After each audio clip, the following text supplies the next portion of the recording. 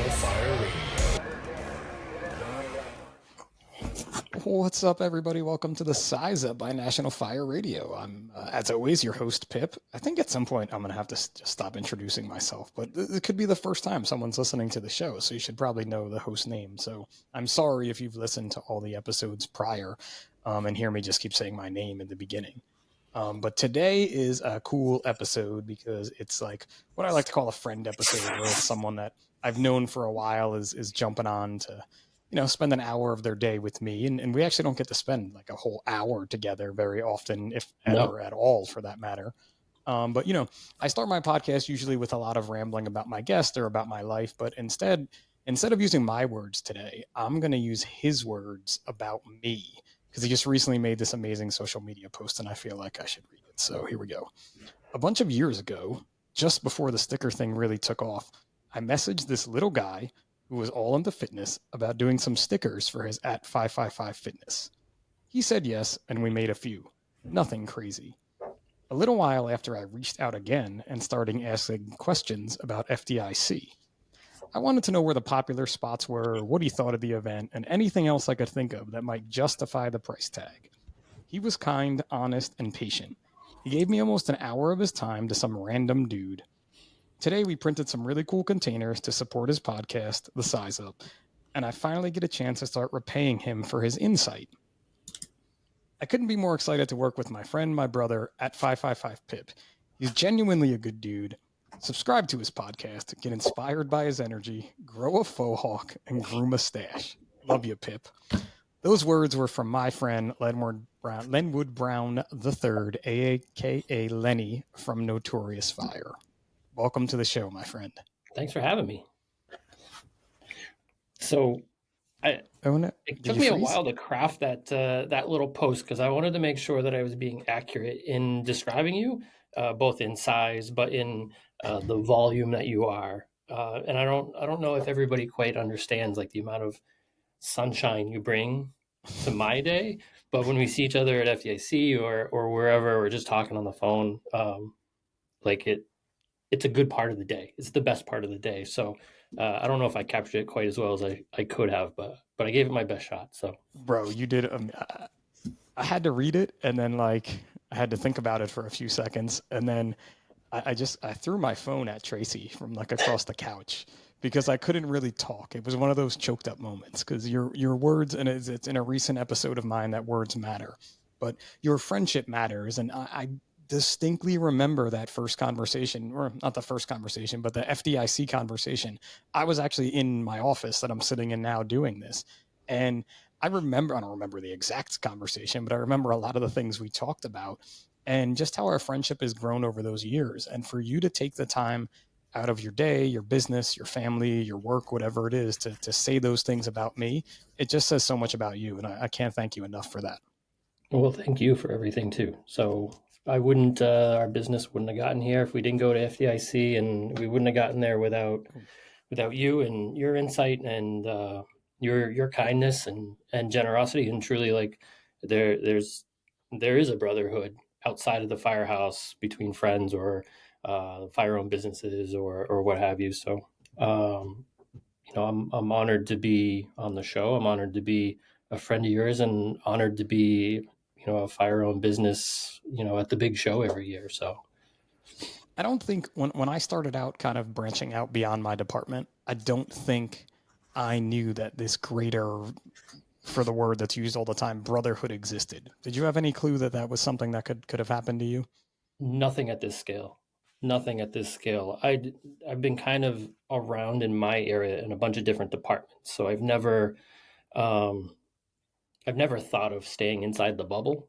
I've always wanted to get outside the bubble, and I've always kind of wanted to do a little bit more. So, like in New Hampshire, the last 5 or 6 or 7 years, I've been the guy who's been organizing the New Hampshire 9/11 Memorial Stair Climb for the National Fallen Firefighters Foundation. And I wanted to be part of something bigger, but it's still kind of in our New Hampshire bubble. Doing the sticker thing blew my mind entirely, both in the support that we got and just in the people that I've been able to meet. My eyes are like such wide view of the fire service in the country now, and actually all over the world at at this point.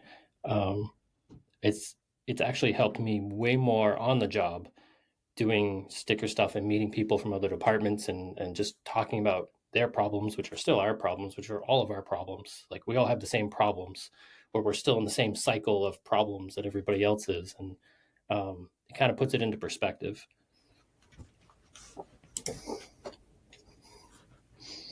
Oh no, you froze there for a second. There you go. Yeah, No, I got you back. It generally fixes all the freezes, so I'm not really worried. But I love what you said too about that the worldwide problems, right? And how it makes you better in the firehouse. Because if you would have told me prior to starting this that being friends with a firefighter in who's a firefighter in Australia makes me a better captain in the city of New Brunswick, I would have been like, how in the world is that gonna whatever, man? That dude, it's not New Jersey. I don't really care about it.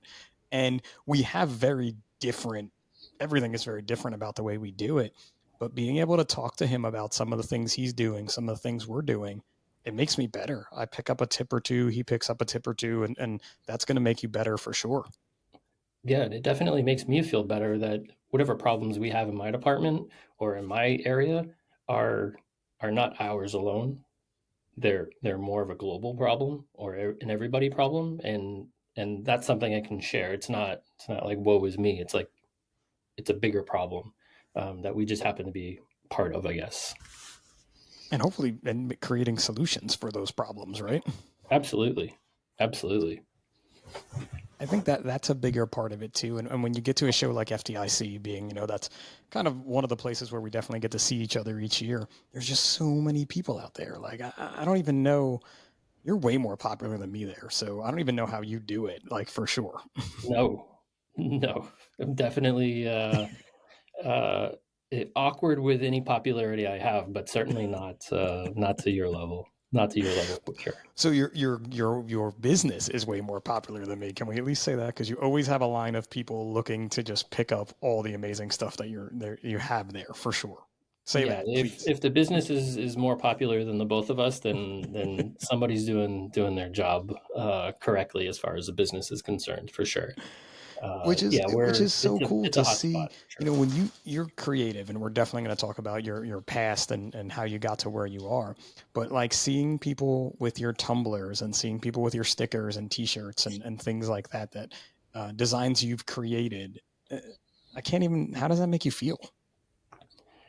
I think there's like a this goes to the art side of stuff. My goal's always been to make really popular stuff or something that everybody wants, but not get the credit for it. Like I just want to be in the background watching, and I don't know if you've noticed, but I do that at FDAC all the time. I'm like two booths over, Yep. but I'm staring at my booth, and I just want to see people's reactions, or like I guess there's just that. That's the part I get out of it. I guess I don't know. There's just like that's like a handshake or a thank you that somebody would go up there and look at my stuff, smile, and then and this year because we've been there so many times now is it's a hey, I bought all your stuff already. What's new? And they're like, oh, well, these things are new. And I'm like, thanks for coming back for the third or fourth or fifth. Or there's a couple people that order online that have been back like 15, 20, 30 times. I'm like, do you guys have like any money left over? Like, can you stop giving do, it to me? Because I'm feeling guilty now. do you have like? Do you need more drinkware? Like, how much drinkware is in your house? Yeah, and a couple of them, I just keep sending them new stuff. Like when it comes out, I just send it to them because they're before they can buy it because I just feel bad. So And again, that's your good-hearted nature, right? But I love how you said, you just get to stand back and watch people's excitement, right? Because isn't that a big part of it too? And so that used to happen to me for sure in the fitness realm, especially mhm. with 555 and when I was coaching CrossFit. I loved watching people's enjoyment and or slash pain and like overall physical demise while they were doing a workout. There's no doubt in my mind that there's something satisfying about knowing maybe you cause that joy slash pain feeling. But to be able to do that, people just don't understand those warm fuzzies you get inside, right? Yeah, like your son is a musician and he plays a lot of music and he plays in front of people which I think is the bigger part of it. The playing the music part is for you. He probably does that nonstop at home all the time, and you get to hear it, but that's his time. Um, that's him creating and doing the art side. When he gets to perform, that's an entirely different experience. That's something super special because you can see everybody interacting with your music and interacting with you and the highs and the lows of whatever set you're doing. Um, for me, it's kind of the same. Like I sit in this chair and I make sticker designs or whatever designs we're making for countless hours, but I get 10 hours a day for 4 days a year in Indianapolis to just watch people because there's nothing, you can't see anybody here. There's the internet is blind on the other side. So, Sure. um, I guess it makes the other 360 days or 361 days out of the year, the payoff is those 4 days at FDIC or 5 days or whatever it ends up being. So I'll give you so both my kids are into music. My older son Finn is also into theater, right? And so I'll give you like a Finn line for this, where we were going to a theater program that he got into on Broadway in Manhattan, like big deal. And the boy was nervous as anything, and I'm like, bro, you already got in. You did the hard part. Like you literally did the audition. It was amazing, and he's nervous before he gets there.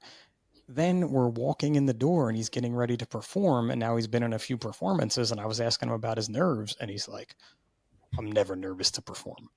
I'm nervous for all the other stuff leading up to it. But if it comes to being on stage, I'm in. And it's kind of one of those feelings that I think you get where like you're creating all these things with no one looking at you and wondering if they're going to succeed or people are going to like them. Then you get that moment at FDIC to perform and you're like, bam, look at me go.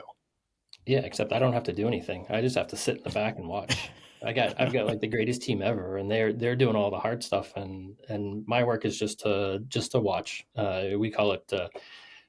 My guy Ken likes to tell me to go away and go kiss hands and shake babies.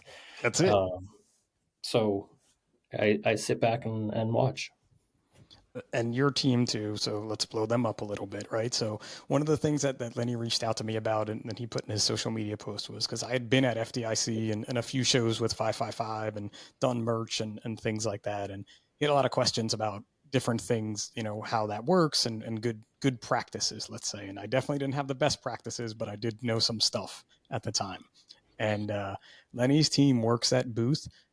Just imagine standing for 10 to 12 hours with nonstop customers. And that's what his team is pretty much doing, right?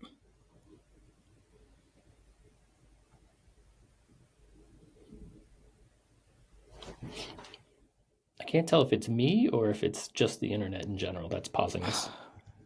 I know. I think it's your internet because usually things clear up, but it seems to be getting worse.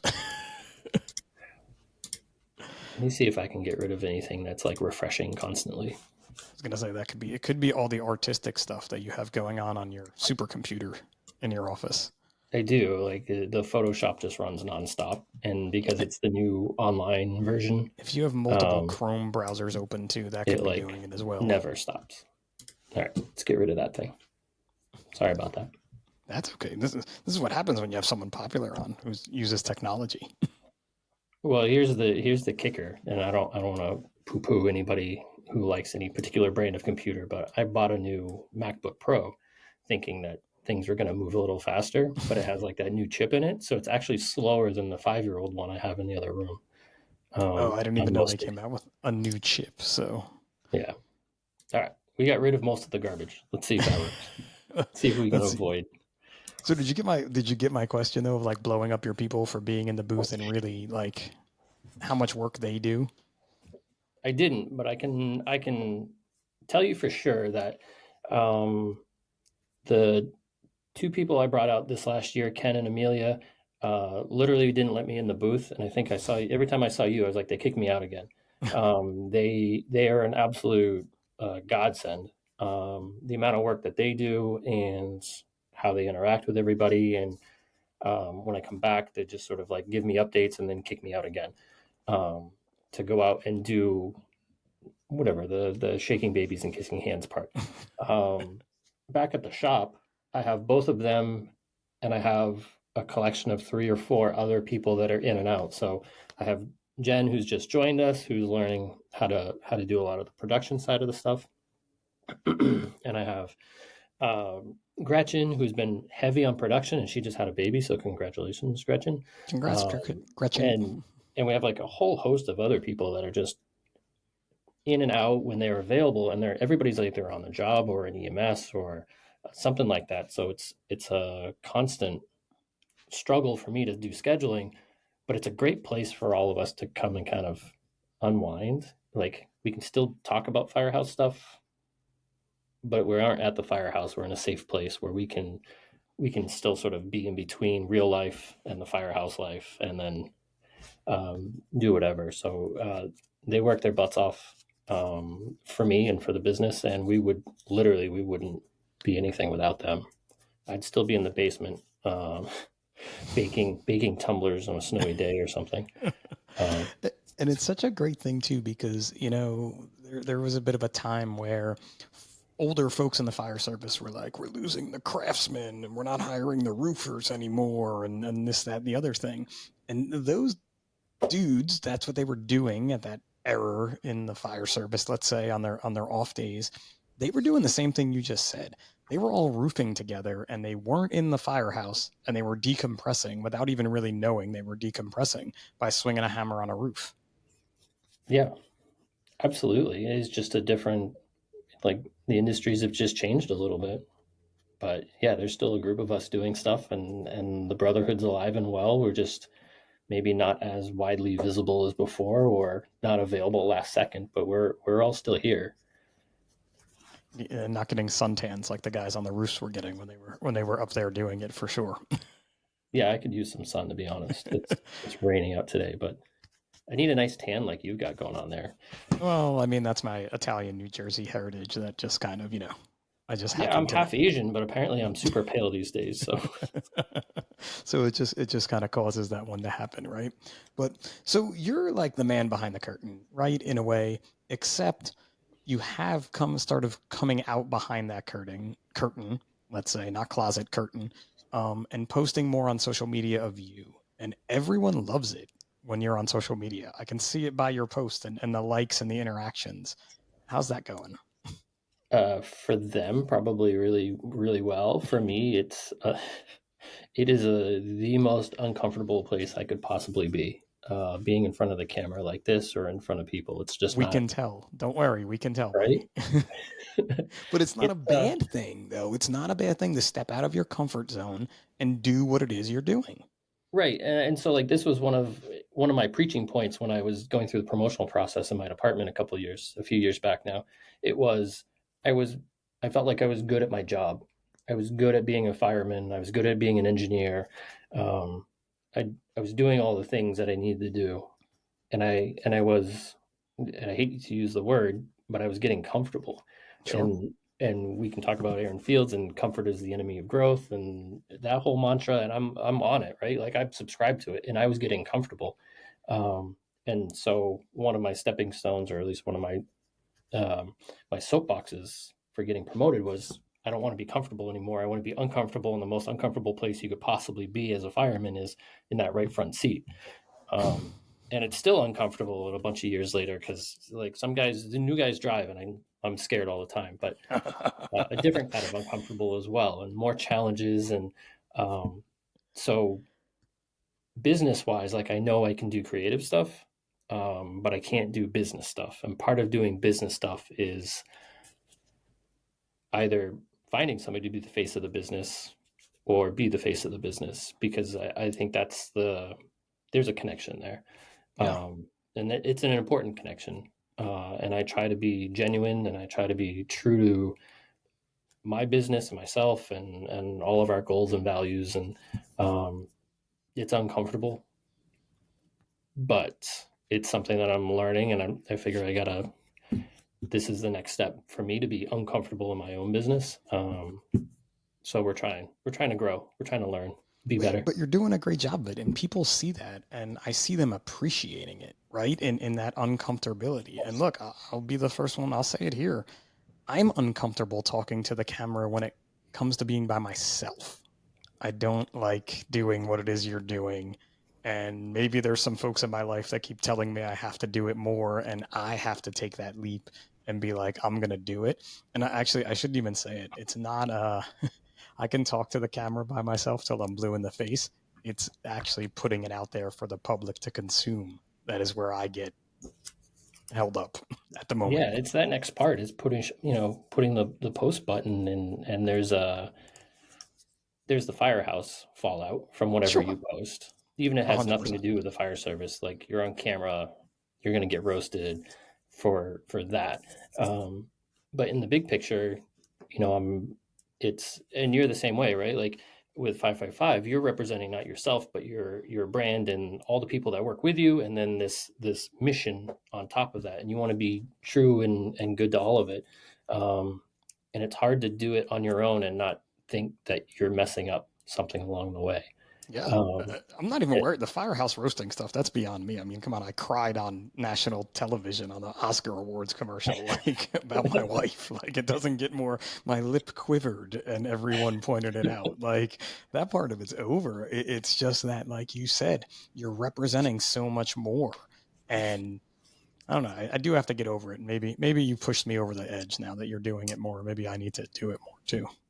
yeah, literally, like, and this goes for anybody. If I can literally do any of this stuff, it's got to be way easier for everyone else because I'm not. This is not. No, And I'll this is do it, and even I'll do it as good as I can. But this is even like a big deal for you to be on the podcast talking to me. It took me a while to rank you in to get this happening finally, right? Like, you don't do yeah, this this is very often. scary. This is scary. I'm fidgeting with all sorts of things under the camera here, and like tapping my toes quietly as I can, and like this is. I am full on like a creative dude who wants to just play in the sandbox. I'm awkward outside of that little safe space, but I'm trying. I'm learning. And you're doing great. You're doing great, man. I hear being the guy who hosts the show and, propping up my guests, you're doing great. And I love every minute of that about you. And I think that's a cool part of our friendship, is just, even our awkwardness. Like, I'm a huge fidgeter too, but this is a big deal for me to be sitting and talking to someone and trying to not fidget as much. I have to think about that, right? But I am not creative like you are. And I think maybe your backstory, because I only just learned it not too long ago, like how you got into the fire service. It's time for that to be told. So come on, man. This is your time. Get on your soapbox. Fidget Uh, away. so all through high school, I thought I was going to be a Disney animator, and we're talking like early '90s, right? So pre Toy Story, pre computer animated anything for the most part. Um, so I went to college to be an animator. Um, and somewhere along the way, the internet showed up, right? Like 95, 96, the internet started to do things and building websites and that kind of time period. There was a lot of change and there was computer animation, and I was heavy into computer animation and got a lot of opportunities to do more in that realm. And it was boring. Like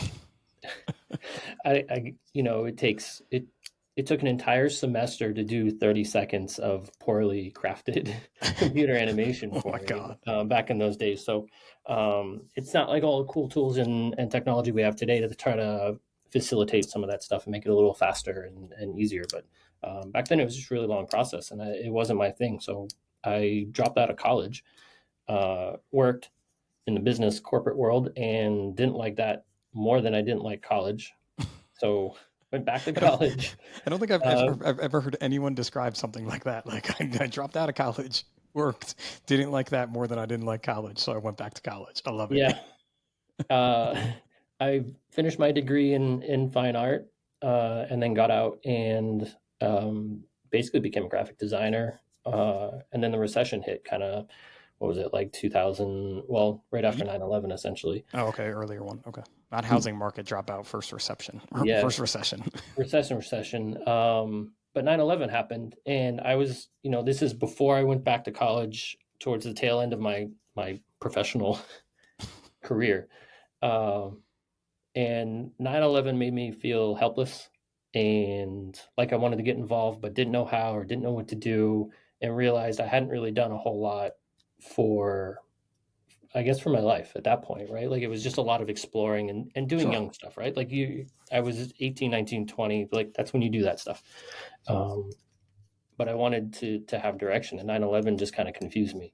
So I went back to college, got the degree, went back to work, and when I got out of college, I had to live with my sister because I didn't have a place to live, and my brother-in-law, who they had just gotten married, he was a firefighter, kind of like in a couple towns over, and he's like, "Hey, I'm gonna go join the volunteer department in town here because you just moved to town. You should come with me. Why not?" I was like, "Okay, Sure, why not? sure, why not?"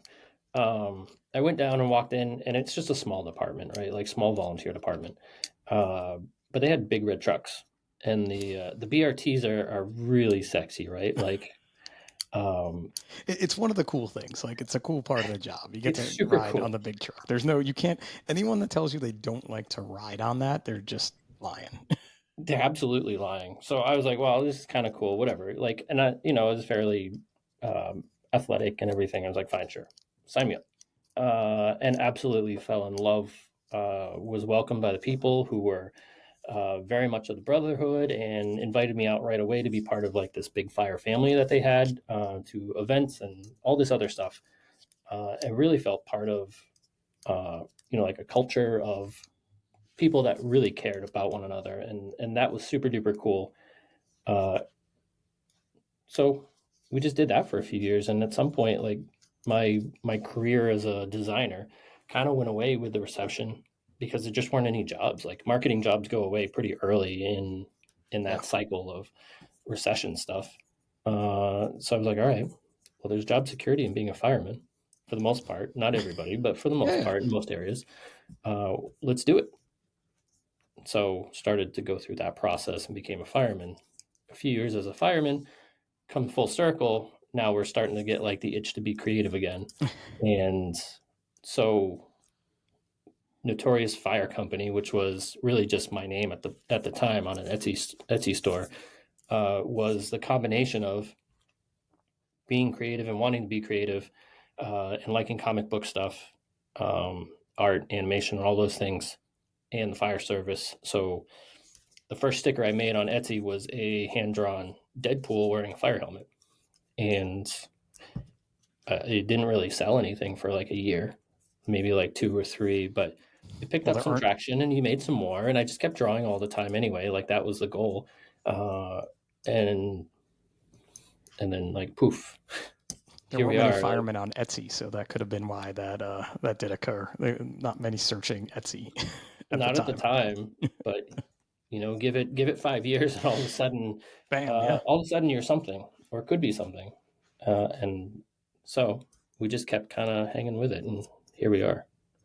And I think too, like, going back to those stages, like post 9/11 and the emergency services, like, yeah, there were people making stickers, but there weren't people making artsy stickers. There might have been like one or two out there. You got an offshoot somewhere. Somebody, someone's hazmat team had an Incredible Hulk on their patch or something like that. Yeah. But no one was really doing it in a broader way that, like, hey, oh, dude, you have a fitness thing and you're small, so why don't I make you a Smurf fitness sticker with a barbell in his hand type thing? And be like, that's genius. Like, let's go. And you were part of the revolution that kind of started doing that. You and a few other folks out there, I feel like. Yeah, definitely. It was. I think there were a bunch of people doing it, but they just didn't. It wasn't like their main focus, so it Yeah. wasn't always up in front of everybody's face. And then for whatever reason, a couple of my things were doing really well, and got some traction, and reaching out to different people like you, and just offering up some services or an opportunity to draw some stuff. Um, One thing leads to another. You make good relationships, and you get here.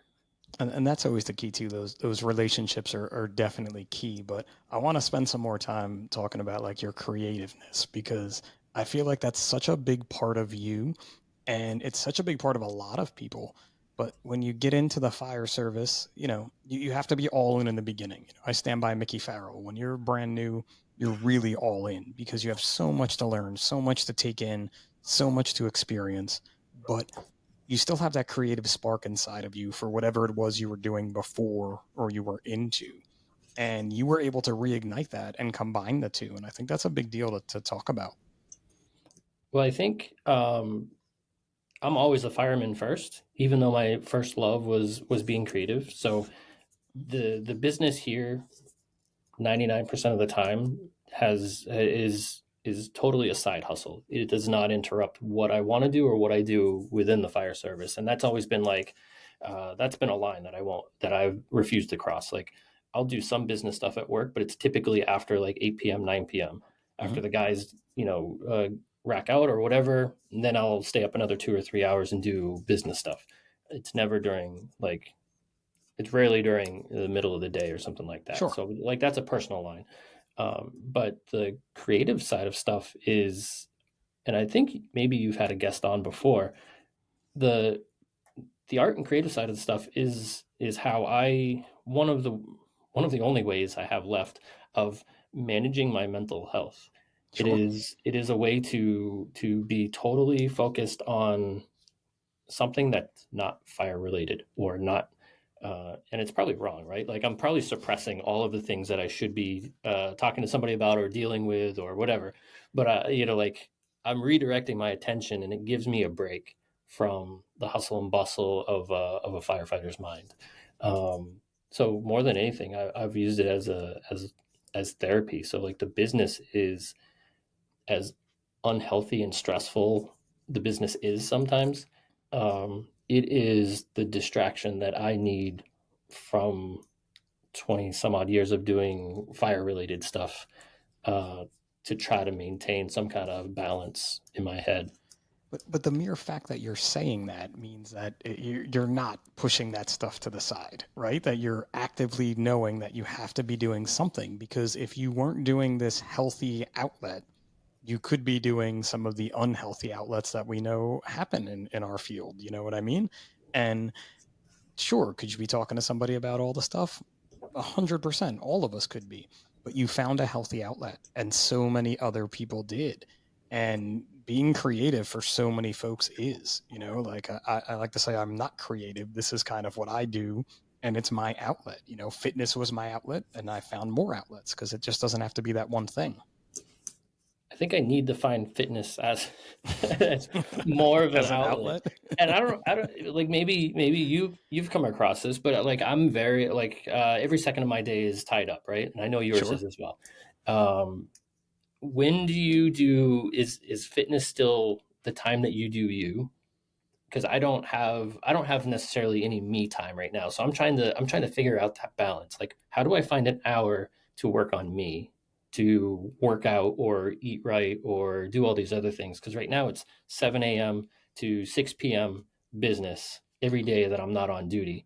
And then when I'm on duty, it is on duty stuff Yeah. until bedtime when I do business stuff for another few hours before, like the cycle repeats. So, like I'm not good with priorities when it includes myself as being, like, It's the hardest thing, is to prioritize yourself, right? yeah. And it's like the So most important thing, right? Like I think Jocko says it too. Like if you don't take care of yourself, then you're no good to the team. Um, so like I get it, but then you still got to carve out an hour and say, this hour massage is 100% needed and worth it for my physical and mental health to be able to do all these other things better. Um, that's where so I'm battling. it's a battle, right? It's a battle for all of us. And so for me, scheduling is key in a way. So like yesterday, I had a pretty hearty schedule, like I do most days. And so I worked out early in the morning. Not early in the morning, but like after the kids were off to school, I ate something, I got out in the gym. But that hour that you talk about, yesterday, that was 15 minutes of actual physical activity. So 5 minute kind of warm up, setup, 15 minutes physical activity, 10 minutes of uh, I posted yesterday. So 10 minutes of recovery, which meant I was posting about the workout that I just recorded, actually. So I was working, but I was recovering. And that was my time. Um, and then recently, Tracy has been wanting to walk when she gets home from work. So I've been throwing on the vest, and we take the dog and off we go for a walk. And then we have that time. Mhm. What I'm really getting at here, it's just a matter of finding what works best for you and how it's going to work. And like you mentioned, Jocko, like, wake up at 4:30 in the morning. I tried that for a while because I thought I could be like Jocko. And, that just didn't work for me. You know what I mean? Getting up that early every day. So it's finding that time and making it, and just a little bit each day. Like you said, that massage thing. I try to go once a month for, it's not really a massage with my friend Lisa. It's more like her finding the parts of my body that are broken and making them hurt even more while she's doing it. We keep joking we're going to actually do a podcast while she's causing this pain to me. Um, I would watch and listen for sure. I would, there's strange noises, like worse than when I sprained my ankle, noises coming out of my body as they Well, we're like, not spring chickens anymore, so there's got to be we need more maintenance, right? Like but you said, you're mid 40s. We're all both in the same yeah, yeah. ballpark, so you just don't get up at 6 a.m. and get ready to go. It's a No. Yeah. slower process than it used to be. Do you remember being a young firefighter and the alarm would go off at night and you would like hit the floor and you were gone? Like, Absolutely, like in the dead of winter.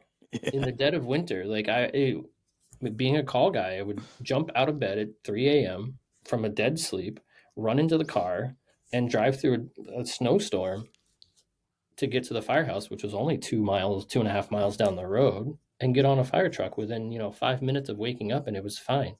yeah. Now you hold the banister on the way down the stairs, right? Yeah, fortunately, I'm an outlying station, so it's just one Oh, floor, one floor. Yeah, yeah, one yeah, floor. one Yeah, floor. Dude, yeah. There's no ups. we're getting a new station eventually, maybe in my career, but it sounds as though my office slash bedroom is going to be on the third floor. So Oh, that's geez, really like, yeah, you really probably got to hit the poles for that one, and it's two, and I'm like, man, I'm gonna that's be a so long old when this building's built, and I got to slide down two poles at 3 a.m. Like, that's a long ways. it Dude, really just is. get the slide. I hear the slide is better. We talked about a slide. I think they just there was just no room for like where it was gonna go. But I Right. have heard the slide is way better, and I'm jealous. I just saw Taylor went down a slide Yeah, in yeah, his yeah. cross That's country kind of tour. yeah. The slide makes sense to me for sure. The fire pole hurts when you hit the bottom. Yeah, It still hurts. yeah, yeah. So Or if you don't have the right grip on it, it really burns on the way down. Like when you hear that, and you're like, oh, they gripped wrong. But you don't want I to don't know. That's the re-grip. question. Do the guys in Florida or like in the deep south do they have poles, and do they have tricks on how to go down them? Because even if you were to hook it on a like super humid day, it's still Yeah, it's not uh, fun. And yeah. shorts are not good for the pole either, because No. I've learned to hook more with my legs if I have pants on over the years. And Yeah. I should say this, and my firehouse is really old. We do rarely use the poles just because it's really old, and it's going to be way better for your longevity to take the stairs. Yeah. Um, but there are techniques to it that you have to kind of have, and if you're wearing shorts, man, my calves have been jacked up. There's a couple city departments next to us, and they've renovated their stations, but they have an elevator to the second floor because it's a public building, and I guess you're required to have some sort of elevator. So some of the guys, the older guys, they take the elevator down. Like they just make sure that they send it to the top before bed, and then And they it's there hop on the waiting for them. elevator on the way down just to preserve their knees. I would be so scared I'd get stuck in the elevator going to a call. Like literally, that would be like I couldn't even do it. I couldn't do it. Yeah, that would be like a dear chief letter, right? Like, dear chief, we got stuck in the elevator. Yeah, we couldn't turn out on the call, and we had to have the truck company come and get us out because you can't get out from inside. No, you would never call the truck company. You would figure out how to get out on your own. You certainly don't call anybody else. Maybe many years ago, I was on truck, and maybe we Maybe. got stuck in an elevator, and four grown men, well, three grown men and a small boy managed to jump enough to get the elevator to where it needed to be. Maybe. Maybe I Maybe. heard a story about that happening somewhere. That's funny. But that creative outlet again, like going back to it and just what you need to do, like the time in the gym is my me time. You know, I get lost in fitness, I get lost in the workout, I get lost in kind of shouting at myself to keep going. And without that, I'm a different person. Like Tracy and the boys will tell you, like, oh, daddy didn't work out in 4 days. He's not happy. Oh, yeah. I can only imagine. I can only imagine. I couldn't. Me away from the shop for 4 days is uncomfortable because you just know like that's the routine, and when you get out of the routine, it's hard to cope with it a little bit on the other side until you're back up into the routine again. especially too for you with the shop and the business. And even though you have great people, they're still not you, right? It's still your baby. This Notorious is your baby, and you want it to succeed. And it's scary when you're not there to help make that happen. Yeah, and I have a hard time letting go of, and this is again trying to learn to be a business person as opposed to an individual doing stuff. Let go of some things, and it's not necessarily a trust issue. It's just a I've got to learn to do less. This is like I'm a They're those chiefs who don't delegate anything to anybody, Yep. and then they're just like you stall. Where the business is constantly in and out of stall as I learn to delegate better some of these tasks that don't necessarily need to sit on my desk. Which is again something they don't teach you in the School of Hard Knocks, or that is how they teach you in the School of Hard Knocks. I'm going to start a side business world. Yeah, yeah, absolutely. Like I don't. Some guys do it really, really well, and I wonder if it just comes naturally, or they just get lucky, or they have very good mentors in that aspect. I didn't have much of any of that, and so the guys that I've met uh, who have started fire-owned businesses and who are doing really well, and they've been absolutely phenomenal to me. Like very generous in sharing um, any tips and tricks or secrets or how they got there or whatever their story was. And then obviously listening to your podcast, like you have a lot of guests who have whatever they're in have started from nothing and got to something. Um, and just hearing those stories like helps Yeah, for it sure. definitely gives you that sense of like, all right, maybe because you get to that point when you're running a business or anything like, that you're doing where you're like, am I failing? Am I the only one that experiences this? And I feel like we have this cool thing on the backside of this kind of fire owned world with the people that you make friends with or your mentors, or maybe you may be mentoring and not even knowing it. But it's just that openness and communication that we have in the firehouse, right? Where like we can communicate back and forth with people and understand that we're not alone. Yeah, and that's super super helpful. Especially when somebody can watch and be like, "Hey man, you're I've made that mistake. You should think of a better way to do that, or you should avoid getting into that cycle." And one of my friends, Justin, with Fully Evolved Leather, he said, "Hey man, you have a really good staff, but they're all brothers and sisters from Firehouse." And I said, "Yes, absolutely." And I was like proud of it. And he's like, "You are going to find some obstacles with scheduling and with commitments and things like that are really going to get in the way of your business." And he said this maybe 3 years ago. He's like, "I hope it doesn't," but he's Yeah. like, "Be prepared." And we are in the thick of it right now because there was like a big department shakeup, and then guys are all on different shifts, so the scheduling's all bonkers, and um, it we managed to get through Christmas time, but it has been a challenge as he predicted. And like any good fireman or any good younger person, I didn't listen to him. I had to make those mistakes on my own. I still love my people, and they're giving me everything they can. Um, but the business has It's a grown, and now challenge. Yeah. we're at a place where we got to figure out how to get some stability uh, in staffing and scheduling and stuff like that, and hopefully it includes everybody and more. But um, it It's is important. it It's a is really important thing, right? I could go back to a 555 thing where I was like, this is so cool.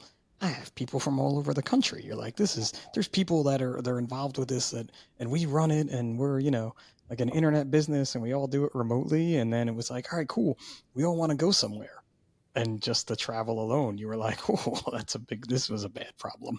Well, that was one of the things that you had mentioned when we talked the first time was, hey, I have to fly out 5 to 7 or 8 people and coordinate them all in the booth or in various places at the stadium or a convention center with your own schedule and places to stay and all this other like. There's a lot of logistics behind the 3 people who are showing up at 1 o'clock to do a routine for an hour with another group of people or wherever they're going to go. Like, Yep. um, yeah, the scheduling is just a nightmare. Like, who's this person's flying in on this day? They're flying out on that day. It's just a constant uh, It's very fluid, Yeah, for and sure. I told you that day, like you need a Bobby. I have a Bobby. I had a Bobby, and she was a 555 logistics person, and we are still great friends. And without her, that would have never happened. No one would have ever been anywhere they needed to be, including myself. Right. And even this year at FDIC, with the size up now,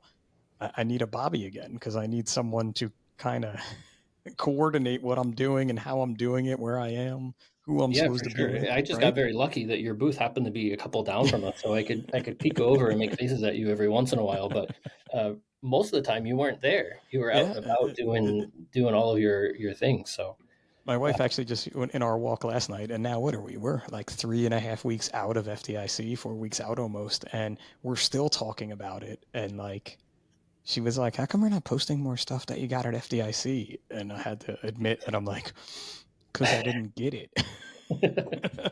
Because I was just, and she's like, "But why?" Like, and she understands it because she's kind of on that, getting to on that stage in her, her career. But I don't think anyone can understand just how big FDIC is until you're there. yeah, and we're already. Yeah, I was talking to a couple people on staff this week, and I was like, the break is over. Our 2 week break was over. We're already planning for next year. Yep. What products we're going to bring out, and this includes the Christmas cycle as well, because we have to buy everything no later than July for Christmas and for FDIC. So we're always trying to be a year ahead of everything. So yeah, the vacation's over. We're already planning. Which again, people see your stickers and they're like, "This is so cool," and your tumblers, and this is so cool. But nobody realizes that you have to be so far ahead of the curve. You can't be like, "Oh, Christmas is coming. I'll start ordering the stuff in October." Like in October, everything has to be ready to get shipped out.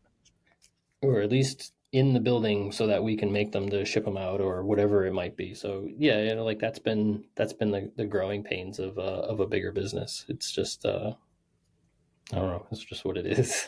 It is, and to listen, let's not lie. Like that's part of the challenge, and that's part of the reason you're doing it because you want that challenge, and you want to, keep succeeding and keep growing. But the bigger you get, the bigger the pains are. Is an easy way to put it. Yeah, and I can only imagine, like, because and I know you've done the same. We've been watching fire department coffee go from Yep. a very small group of guys doing very unique individual coffee type things, even like 5 years ago, right? To they're literally in the grocery store down the road. Like I buy their coffee at the grocery store now. I don't have to order it online. It's cheaper online than to order it from them, but than to Yeah, than yeah. to buy it at the grocery. But um, like I'm just watching how fast they grew and how they were able to to keep up with everything. But at the end of the day, it's when I talk to them, they're like, there's still the same two people filling coffee bags, regardless of like 100 bags or 1,000 bags. That's still that same core group of people that are still making all the things happen. So It's like, all right, wild. well, can bring in a lot of people, but it's still still a core group of people making the wheels turn.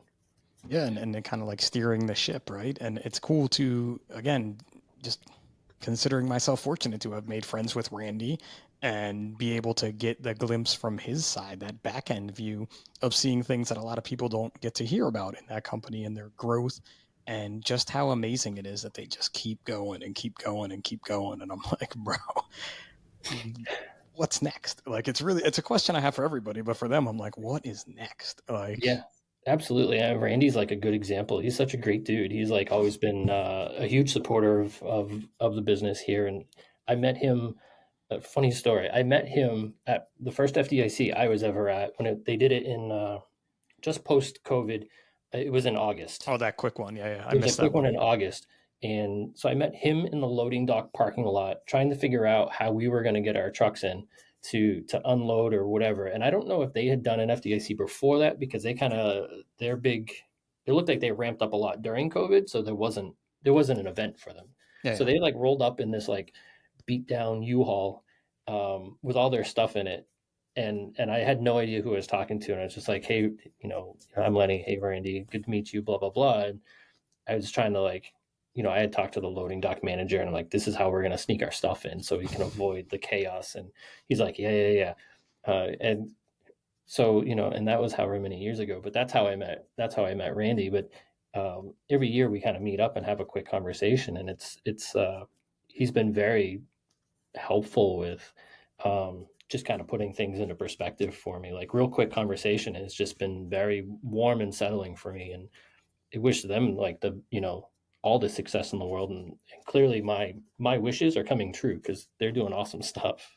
Yeah, I mean, it just keeps growing. And Randy is just this great dude who, like, again, there's, I don't know, it's probably like up to 10 dudes now that, like, when I Yeah, see them, it's like the best hug ever type thing. And I don't think I ever thought I would say that out loud publicly, that, like, seeing a guy who I haven't seen in a while and getting this warm embrace from him is just something that's like the highlight of being at FDIC. You're one of those guys too, Lenny. Don't think you're not, but appreciate right? it. It's I'm that the same. feeling. There's a list of 10 people that I have to get hugs from immediately by Tuesday of FDIC week or whatever event we go to, right? It doesn't matter what Yeah, event it yeah. is. But yeah, there's some love for the men's out there for sure. And that's it. It's this growth and this to get like we talked about. Like I didn't think we'd spend as much time talking about the behind the scenes stuff, but that's truly what I love. Like the friendships that I've made over these years, and by friendship, I don't mean that like, hey, you and I talk every day because we don't. You know, we hit back and forth. I mean, now you're helping me out with some things from the size up, so we're talking more about that.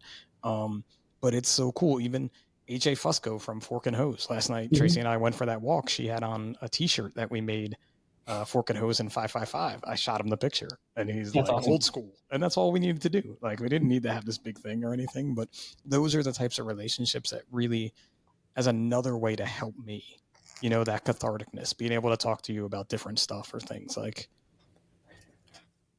The other one that I can think of, and this is specific to you, but it doesn't necessarily have to be, is when I got promoted, I felt like I had a responsibility to be able to have or direct people to find answers and things, right? Like having a giant network or having knowledge of everything outside the bubble or as much as you could outside the bubble to me really mattered. So I have one of the guys that I have.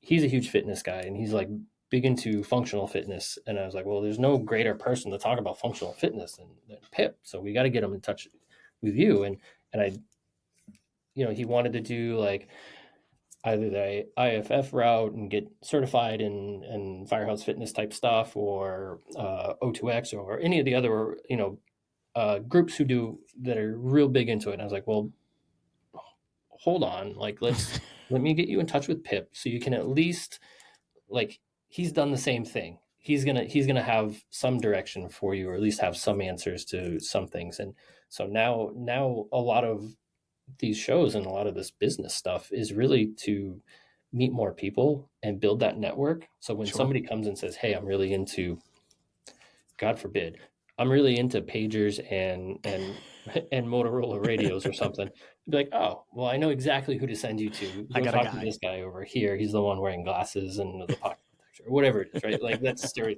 stereotype. We don't need to go there, but uh, I want to be a resource for my guys, and I know that I'm never going to know anything about radios. I just key the mic, and if it doesn't work, then I start yelling at somebody. That's it. But I know who to get somebody in touch to if they're into radios or into fitness or into something else. Sure. And I feel like that's my job now, and I'm using the business to help me do that part of my job. Um, and to be straight, like the business could go away tomorrow, and I would still I would still crave a way to get these relationships built for my guys or for the next big thing that I was going to do or whatever. Um, and I think that maybe is the moral of the story, right? Like it's not about the business or anything. It's about the relationships we're making and those connections with people in other departments or other parts of the country or next door even. So it's 100% because look, we're not really doing anything with 555 fitness anymore. It's just, there was a, Tracy says it all the time. There's a reason and a season, and there was definitely a reason for 555 that drew myself and so many other people to it. And even without that, at FDIC, like, hey man, so what's up with 555? And I would explain it to someone who was just a fan or a follower, let's say, and they got it and they were happy that we were there for that season.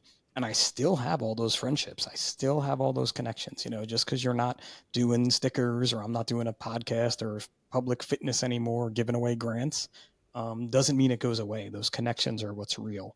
And I think that that is really the moral of that story right there. Well, and also to your credit, 555 did its job when there was no money or opportunity or whatever, a lot of excuses in firehouses. You said there doesn't need to be an excuse. Like you're just gonna climb up on the back of this tailboard 1,000 Just gonna times do on it. duty, and you got your step ups. You're done, right? Like or doing a daily workout or whatever it might be. You took away a lot of excuses, and you also you brought that awareness for guys, or brought a culture of guys together who were able to then go within their departments to get equipment, or say, hey, these are the three pieces of equipment that are really worthwhile, instead of I need an entire gym. Let's start here and get these three pieces, or But I whatever it think we might had that. be. I think we had that conversation actually. And then The you've three done it, pieces. right? Like it's out there. You've worked on the culture. And then obviously the economy's done really well lately. So like, there's been more money, but it did its job. Maybe No, 555 comes back in the next recession. I don't know, but it's it could come back, everybody's but more aware of the importance of fitness, and that you don't really have excuses in the firehouse. There's plenty of stuff and things to do. we were really fortunate, dude. Those three numbers that Larry picked for our name, those three fives, just meant so. I mean, I have a tattooed on my leg now. Like those things meant so much. Those three, and they mean the angel numbers 555 mean so much for so many different reasons, not just what we did. Um, but they provided me with so much more than I could provide them.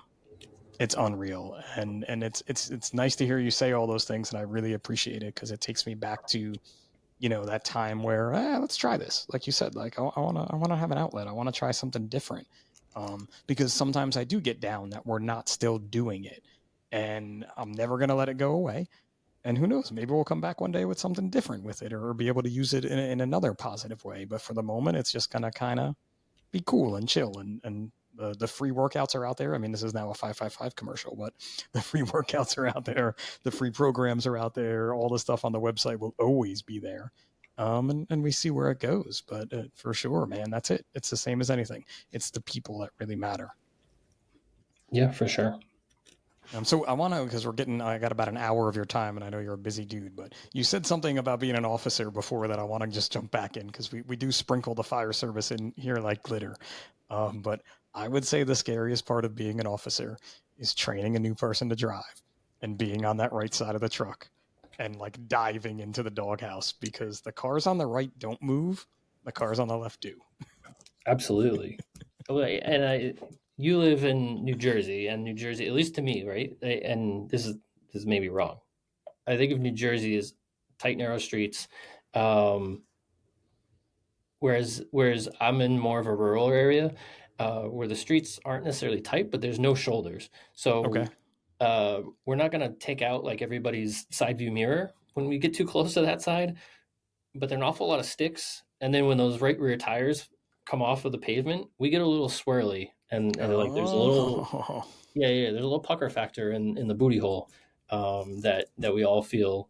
But yeah, that's that's still a challenge. And I it's tell the dude. guys, like, I was I've been like, there if for I get 10 years. scared of you driving, you'll know, because if you look over and I'm staring at the iPad, which is, I I'm don't want just to trying look. to distract myself. Yeah. Like I don't want to be critical, right? Like I'm trying Sure. to be good. But if I'm It's staring at the iPad a lot, I'm scared. That's how I it's deal with it now. like, trust me, bro. It's really tight. Like this ladder truck is really big.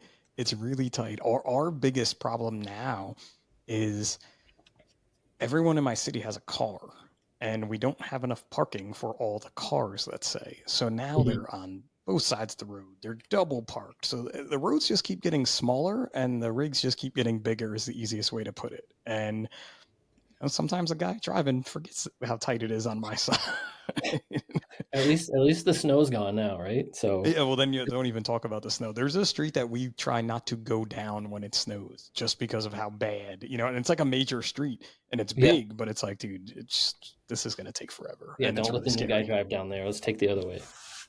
One of the best ways to teach a new guy to drive is have him sit in the front right seat, is what I found, and like not get close, but just be like, look at this view of what you're seeing. Like, do you see that big mirror sticking out, or that tree, or the pole? Like, Right. for real, look.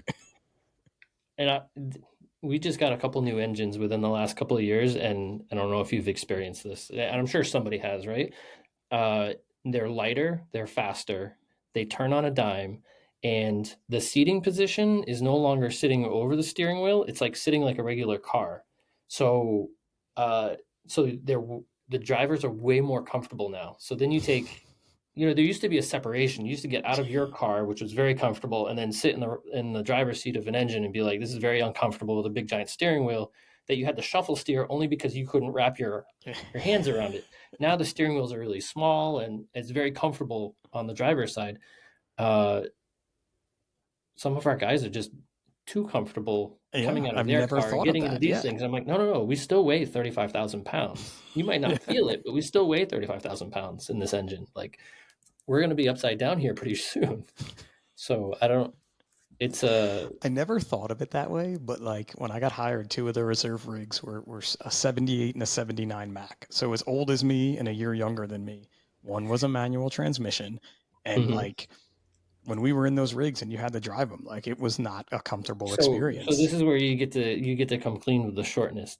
Could you get the clutch all the way in, or did you have to put like a little wooden block on the pedal? Or Oh, funny guy. Because that clutch was so high. I would have to like lift my leg, like swing my leg to get it to the clutch to push it in. that's It, awesome. it was it was such an uncomfortable experience driving that thing.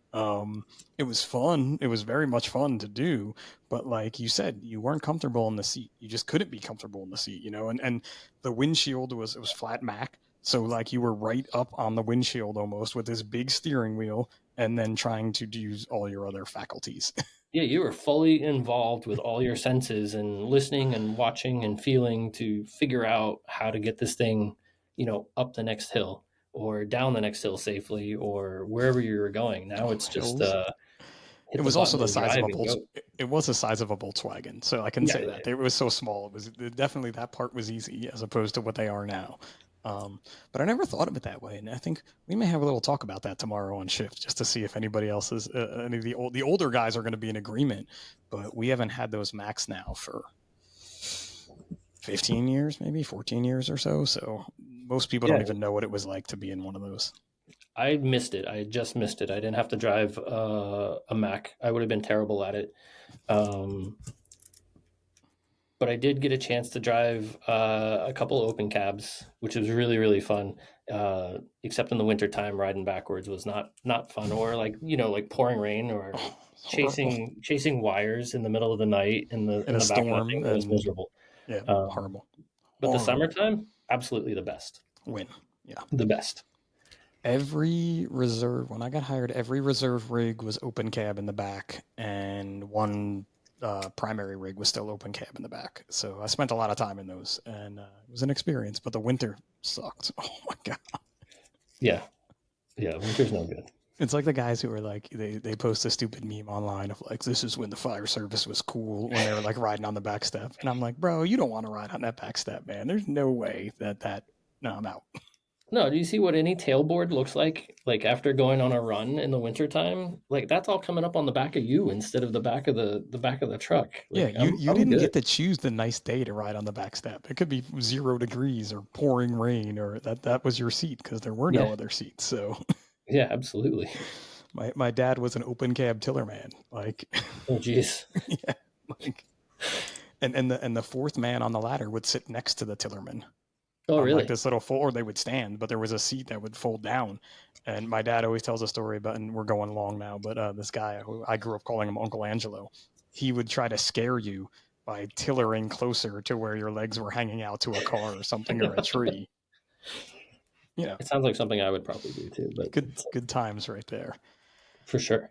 You ready for the 10 questions? Because we're over time now. All So, right, send it. they're gonna dock my pay.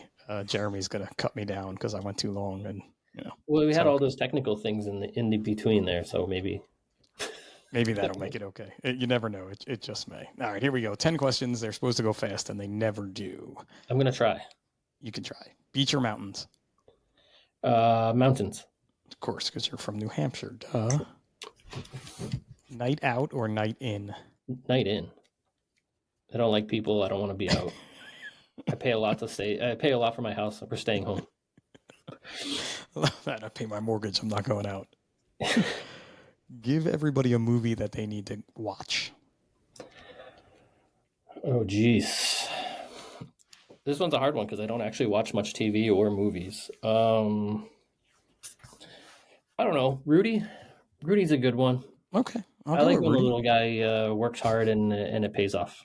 I see what you did there, buddy. Eh? I see what you did there. Cross country road trip.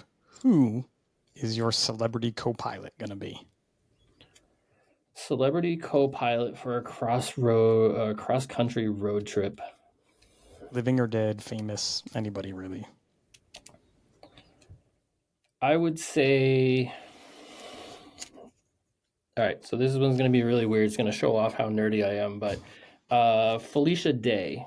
Felicia Day wrote and starred in a web series about 15 years ago now, maybe 20 years ago now, called The Guild. When I first met my wife, she got me into playing World of Warcraft. And yeah. Go ahead, keep going. And Felicia she's just a nerdy girl who happens to she was in like Buffy and a bunch of other shows. So she's like a legit actor, maybe like B-lister, but whatever.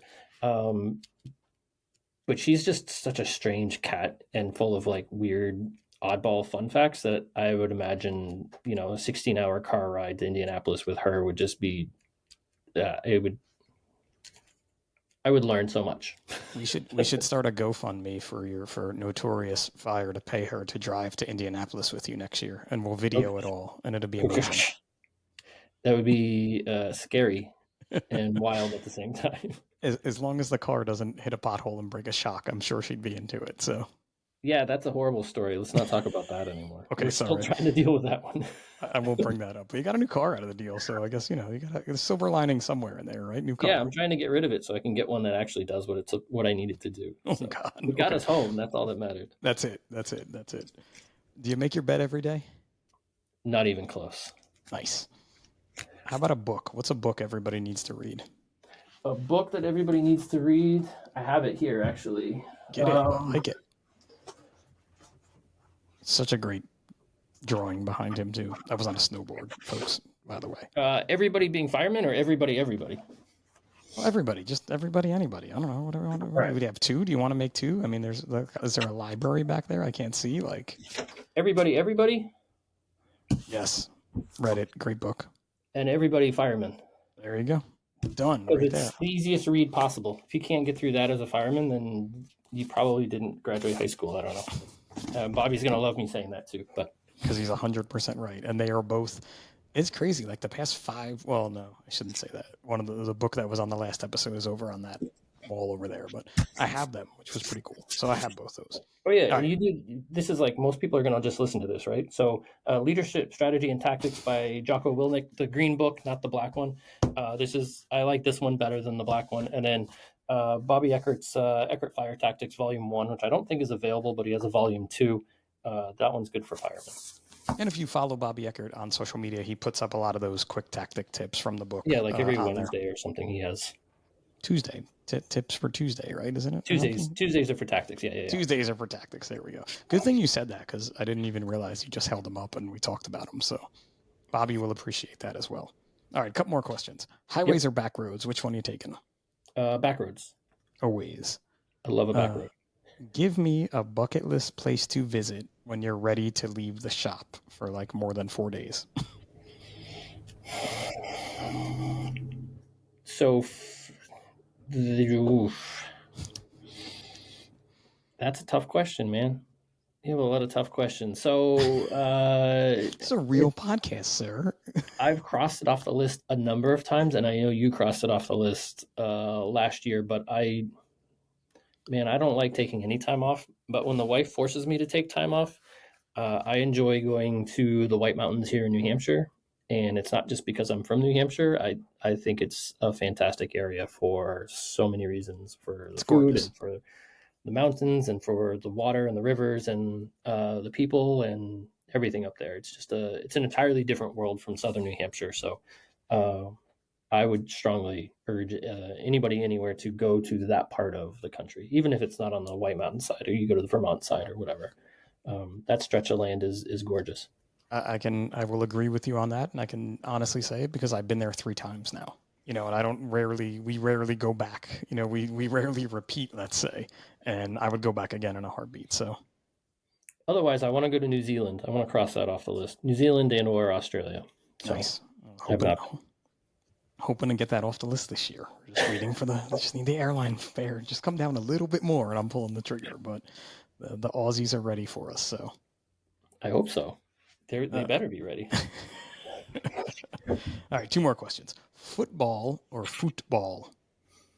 Uh, this is a loaded question because this is going to make people from either side of the world hate me if I say either one. I don't As watch long as you either. clarify it, you I can don't pick watch another. either anymore. Okay, I was a Patriots fan when I'm a fair weather sorry, Patriots fan. sorry. When they were winning, I was with them. They're back to losing, so I'm no longer with them. Um, no, I don't really. I don't know. It's okay to say I don't know too. It's a fine answer. These aren't I don't know. I like soccer and football and football and all the sports. All the I sports. like all the sports. I grew up in New England, so the Red Sox, Celtics, Patriots, and Bruins are smushed into you, and you're forced to be a fan. And yeah, I was lucky. I grew up during like the Larry Bird era, which was fantastic out here, and got to see him play. And I grew up during the Cam Neely, Boston, Ray Bork era, Yep, yep. which is awesome. But I noticed you I didn't grew up and I mention grew the away Red from sports Sox. a little bit. I noticed you Yeah. didn't mention the Red Sox and their errors. Well, I mean, I do remember exactly where I was when they won the World Series the first time in a long time. So it was at 2003, 2004. But the yeah, I don't really have time to watch sports anymore. All right, last question. This is a deep one. Best piece of advice you could give to your younger self?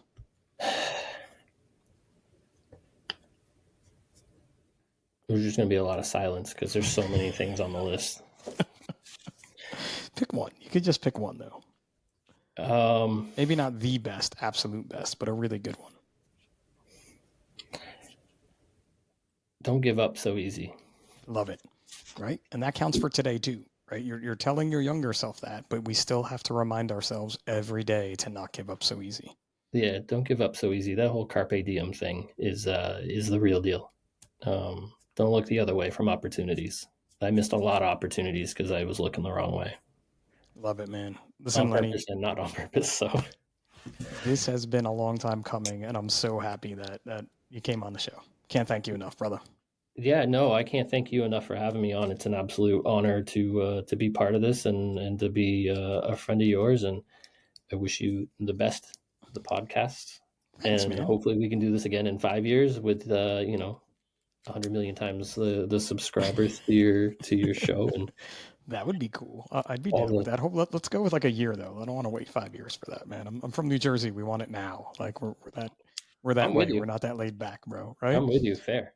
But listen, man, if you guys need stickers, t-shirts, drinkware of all kinds, if you're watching on YouTube, I've been drinking out of one of Lenny's stylish pieces of drinkware, custom things, you name it in the art world, reach out to Notorious Fire on IG or on their website. Support them. Great firefighters doing great things. As Jeremy says, solid brothers doing solid brother things. We But try. you guys do a great Certainly job. try. So thank you again, Lenny. Thank you for all you do for us, for all you do for the fire service. Thanks to all the listeners. Thanks to Sebi for editing this one. I'm sorry we went long. You can blame Lenny, not me, and his I'll technical take the heat. difficulties. Um, I don't even think he ever gets mad, but whatever it is. But thank you all for the Size Up by National Fire Radio. This is Pip, and we'll catch you next time.